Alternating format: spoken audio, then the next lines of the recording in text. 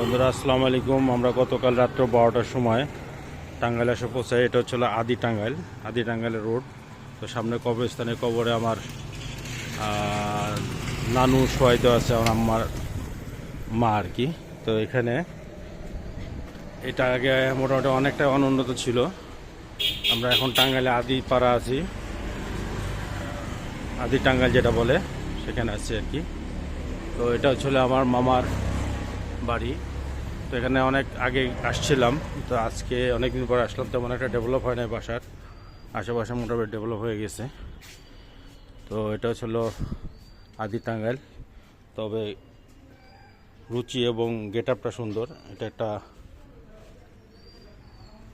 ফল গাছ, পেঁপে গাছ, যেটা আমি সবসময় বলি যে খালি জায়গা ফেলায় রাখার কোনো মানে হয় না, যা লাগাবেন তাই হবে। এগুলি ফুল গাছ, গোলাপ ফুল গাছ, এটা কামিনী ফুল গাছ,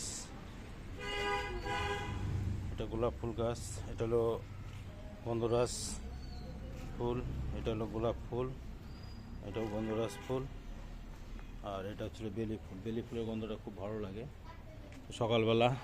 এটা লিচু গাছ, এটা আমার মামার অনেক আগের বাড়ি সেটা। তো দেখেন পেঁপে গাছের বাগান বানিয়ে রাখছে। তো একটা ওই যে আমার মেয়ে, তার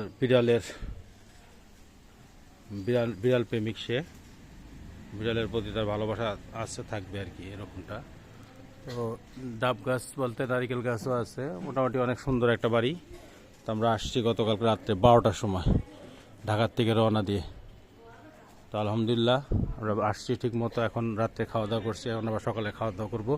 চিন্তা করলাম যে এই বাসার যে একটা মানে পরিবেশ বা ভিউ, এটাকে একটু ভিডিও না করলে ভালো লাগবে না, তাই ভিডিওটা করলাম আর কি। তো খুব ভালো লাগলো, এবং তারাও তাদের মাটির উঠান বাড়ির সামনের জায়গাটাকে সুন্দর মতো কাজে লাগিয়েছে। তো বন্ধুরা, আজকে এই পর্যন্ত। আসসালামু আলাইকুম।